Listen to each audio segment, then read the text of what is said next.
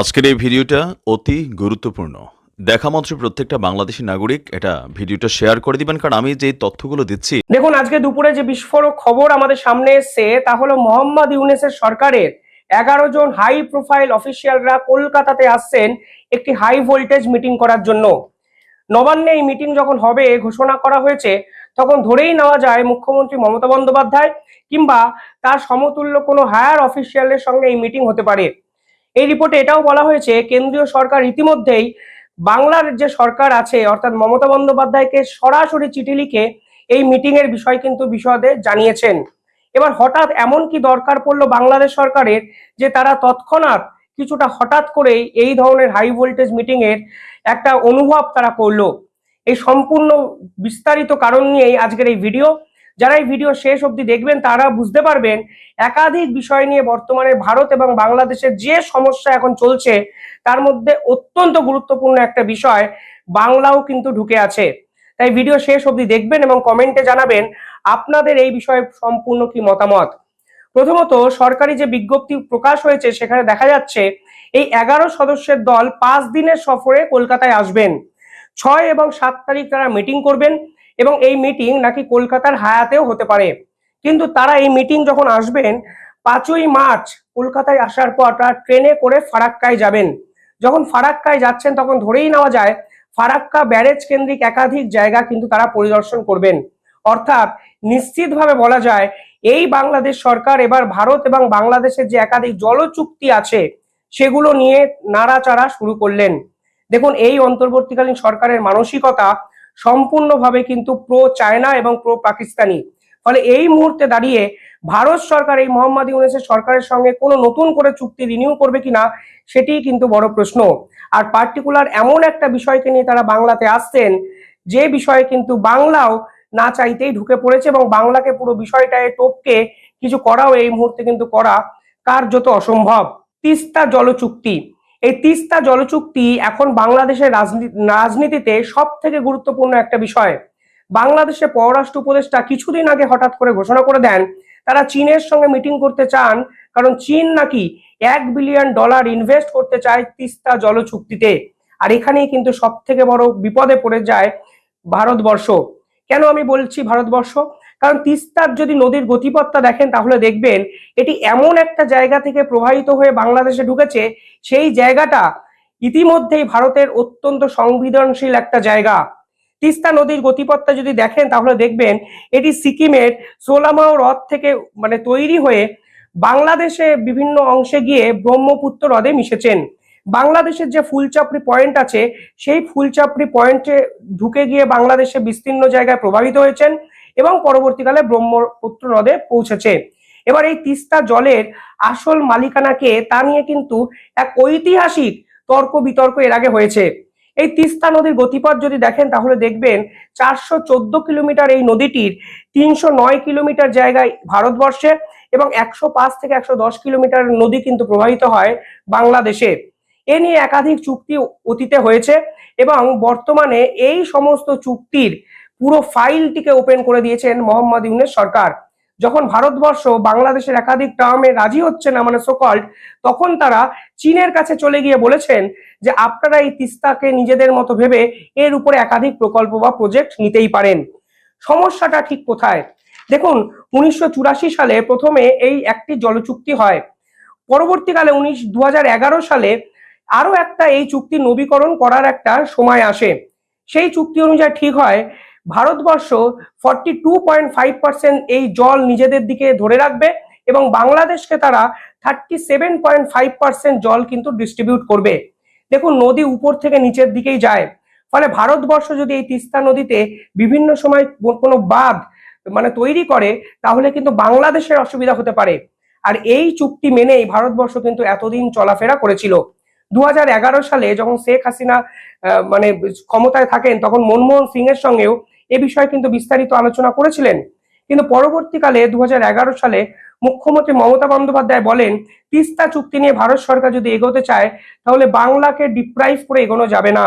অর্থাৎ 2024 সালে পরবর্তীকালে যখন নরেন্দ্র মোদী এবং শেখ হাসিনার প্রথম দিকে সফরে এই তিস্তা চুক্তি নিয়ে আলোচনা হয়, তখন কিন্তু বাংলার মুখ্যমন্ত্রী মমতা বন্দ্যোপাধ্যায় বলেছিলেন বাংলাকে বঞ্চিত করে নাকি তিস্তা জলবন্টন চুক্তি কিছুতেই করতে পারবে না কেন্দ্রীয় সরকার।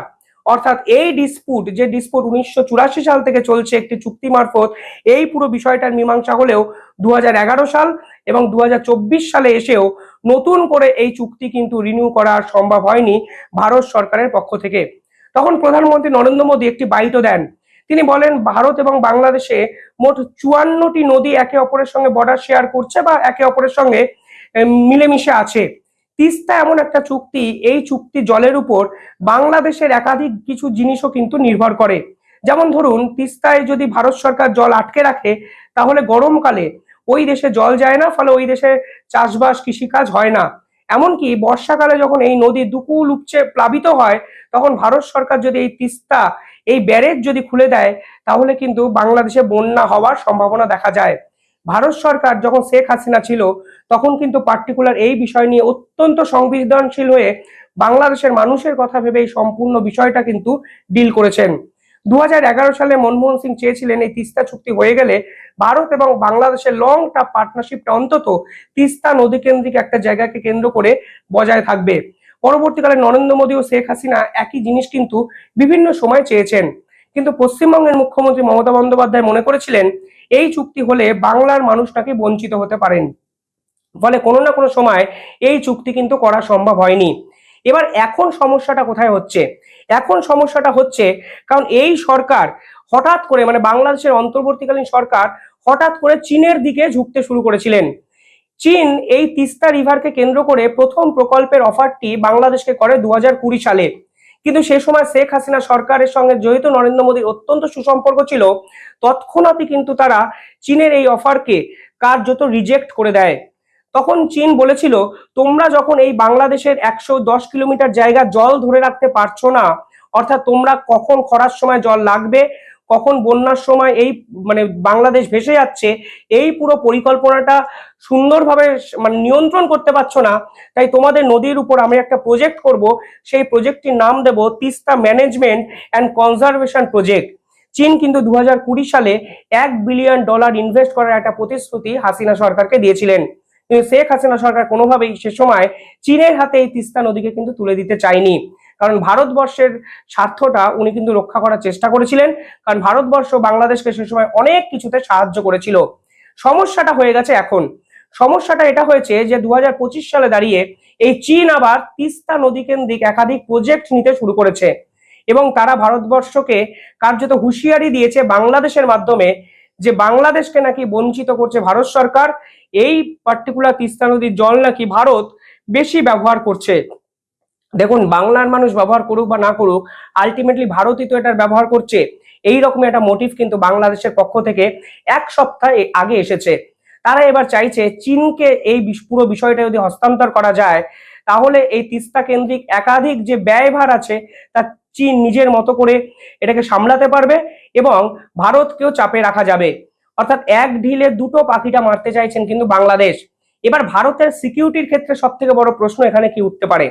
দেখুন, তিস্তা নদী এমন একটা জায়গায় অবস্থান করছে, অর্থাৎ সিকিম এবং শিলিগুড়ির এই মধ্যবর্তী অঞ্চল, এই পুরো বিষয়টায় কিন্তু চীন সরাসরি ঢোকার একটা অপরচুনিটি তৈরি করতে পারবে। অর্থাৎ সম্পূর্ণভাবে Siliguri chicken snake, Siliguri corridor এবং শিলিগুড়ি কেন্দ্রিক 7 সিস্টার্স এর কিন্তু একটা জায়গা র্যাডারের মধ্যে এনে ফেলবে চীন, যা ভারতের সুরক্ষার ক্ষেত্রে অত্যন্ত বড় একটা প্রশ্ন। তার জন্যই ভারত সরকার সম্পূর্ণ বিষয়টা এই মুহূর্তে মানে অবজার্ভ করছে এবং এই অন্তর্বর্তীকালীন সরকারের সঙ্গে হয়তোবা কোনো চুক্তি করতে চাইছে না, তাই এই পুরো বিষয়টা মীমাংসার জন্য ঠেলে দেওয়া হয়েছে বাংলার দিকে। অর্থাৎ বাংলাতে আগে এই মিটিং করে বাংলাদেশের 11 জন যে আধিকারিক আসছে তাদেরকে আগে পুরো বোঝানোর ব্যাপারটা থাকবে এবং পরবর্তীকালে হয়তো ভারত সরকার এই বিষয়ে কড়া এক মন্তব্য দিতে পারে। কিন্তু এই তিস্তা চুক্তি আসলে ভারতের সুরক্ষার ক্ষেত্রেও কিন্তু একটা বড়সড় থ্রেট নিয়ে আসতে পারে, কারণ এই বাংলাদেশ সরকার উঠে পড়ে লেগেছে এই তিস্তাকে কেন্দ্র করে ভারতকে হুঁশিয়ারি দিতে গিয়ে তারা এই তিস্তা প্রজেক্টটাই চীনের হাতে তুলে দিতে। দেখুন, অন্তর্বর্তীকালীন সরকার যদি থাকে তাহলে চীনের হাতে এই পুরো প্রজেক্টটা তুলে দেওয়া কার্যত কিন্তু সময়ের অপেক্ষা। কালকে বাংলাদেশ বলতেই পারে আমাদের দেশের নদী, আমরা কাকে তুলে দেবো তোমরা ডিসাইড করবে নাকি। ভারত সরকার পাল্টা সম্পূর্ণ জলও হয়তো বন্ধ করে দিতে পারে যদি এই সমস্ত চুক্তি ফুক্তি না মানে। তাহলে একটা কড়া সংঘাত, একটা কড়া যুদ্ধের দিকে পুরো বিষয়টা চলে যেতে পারে। অর্থাৎ আন্তর্জাতিক চুক্তি যদি না মানেন তাহলে দুই দেশেরই ক্ষতি হতে পারে। তাই এই পুরো বিষয়টা ধীরে চলো নীতি হয়তো ভারত সরকার নেবে, কিন্তু বিশ্বাস করুন এই রকম ডিসপুট আগামী 30 বছরেও সলিউশন বার করা কিন্তু সম্ভব হয়নি। যদিও বা প্রধানমন্ত্রী নরেন্দ্র মোদী এবং শেখ হাসিনা একসঙ্গে কথা বলে এই পুরো বিষয়টা একটা জায়গায় নিয়ে এসেছিলেন, কিন্তু কোনো না কোনো কারণে এই বিষয়টা কিন্তু সঠিক দিশা পায়নি। কিছুদিন আগে ত্রিপুরার বাঁধ খোলা নিয়ে বাংলাদেশ বন্যায় ডুবে গেছে এই ধরনের দাবি করেছিলেন নাহিদ। আর আর কিছুদিন আগে, মানে 3 দিন আগে বোধহয়, এই তিস্তা ব্যারেজকে কেন্দ্র করে বাংলাদেশের রাজনীতি অশান্ত হয়ে যায়। তিস্তা বাঁচাও কমিটি নামক এক কমিটি তৈরি করে হাজার হাজার মানুষ তিস্তায়, যেখানে জল যেত, যেখানে এখন খরা হয়ে গেছে বাংলাদেশে, সেখানে ভারত বিরোধী স্লোগান দেয়, মিছিল করে। তাদের দাবি ভারত ইচ্ছাকৃতভাবে বাংলাদেশের বন্যা এবং খরার জন্য আসলে দায়ী। কিন্তু এই চুক্তি আদতে ভারত সরকার এতদিন অবধি মেনে চললেও নতুন করে চুক্তি কিন্তু রিনিউ করা এই মুহূর্তে সম্ভব হয়নি, কারণ পশ্চিমবঙ্গ চাইছে এই তিস্তা চুক্তি এই মুহূর্তে যেন বাংলাকে বাদ রেখে না হয়। এবং এর জন্য প্রধানমন্ত্রীকে একাধিক চিঠিও লিখেছেন মমতা ব্যানার্জি। এবং সব মিলিয়ে মোহাম্মদ ইউনূস এখন সব থেকে বেশি বিপাকে পড়েছে, কারণ তারা হয়তো চীনকে অঘোষিত একটা কথা দিয়ে দিয়েছেন যে তিস্তাকে তারা, মানে তিস্তা তাদের এই পার্টটাকে তারা চীনের হাতে তুলে দেবেন। মাঝখানে অন্তরায় হয়ে দাঁড়িয়ে আছে ভারতবর্ষ এবং বাংলা। এবং এই সম্পূর্ণ ডিসপুট আমি একদম তথ্যভিত্তিক আপনাদেরকে তুলে দেওয়ার চেষ্টা করলাম। আপনারা কি ভাবছেন এই পুরো বিষয়টা নিয়ে ভারত সরকারের কি সিদ্ধান্ত হওয়া উচিত আপনারা কমেন্টে জানাবেন। শুধু এটুকু মাথায় রাখবেন, তিস্তার অধিকার যদি বাংলাদেশের পাটের অধিকারও যদি চীনের হাতে তুলে দেওয়া হয় তাহলে ভারতের 7 সিস্টার্স এবং চিকেন স্নেক কিন্তু কড়া হুঁশিয়ারির মধ্যে আসতে পারে। এই বিষয়টি মাথায় রেখে আপনারা কমেন্টে জানাবেন এখানে ভারত সরকারের কি করা উচিত। ধন্যবাদ।